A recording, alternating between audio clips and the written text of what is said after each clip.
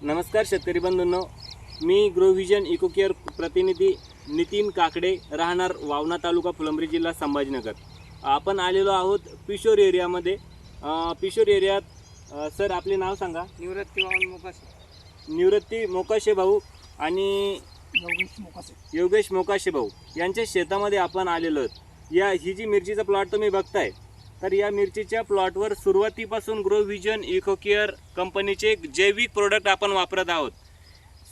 कमीत कमी 80% जैविक प्रोडक्टवर हा प्लॉट आहे आणि 20% इन्सेक्टिसाइड फंगीसाइड आपण जे आहेत तर त्या केमिकलमधून फवारण्या टाकत आहे काही प्रमाणामध्ये।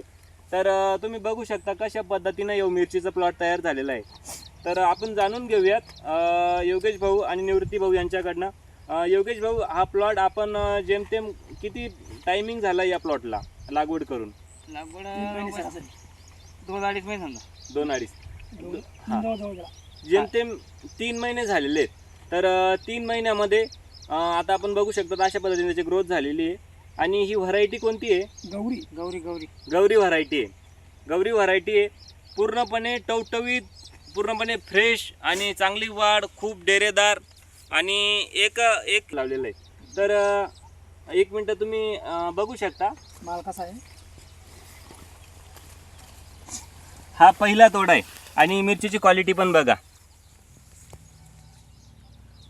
पहिल्या तोड्याला खूप छान पद्धतीने क्वालिटी आलेली आहे। बेस्ट, जबरदस्त।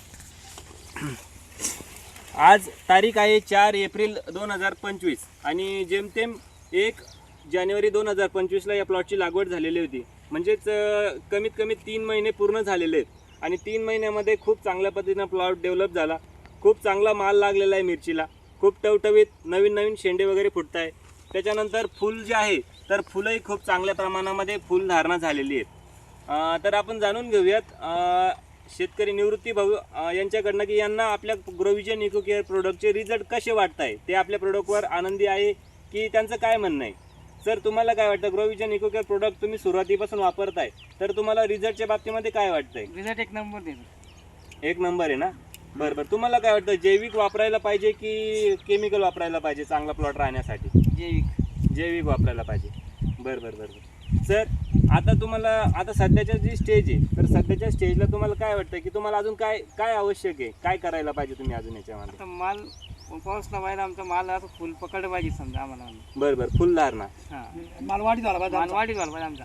बरं, आज 2 कुंटल निघलं तर उद्या 4 निघाला पाहिजे समजा। बरं आणि थोडंसं वरून आणण्यासाठी काहीतरी प्रयत्न करा। बरं। निवृत्ती भाऊ आणि योगेश भाऊ यांची अशी इच्छा आहे की माल जास्तीत जास्त वाढला पाहिजे, फुलधारणा जास्तीत जास्त प्रमाणामध्ये झाली पाहिजे। तर यांना आपण जे आहे तर ग्रो बहार आणि ग्रो 77 आणि ब्रह्मास्त्र हे ड्रिचिंगला ग्रो बहार आणि 77 जे आहे तर आपण यांना फवारणीला देणार आहेत।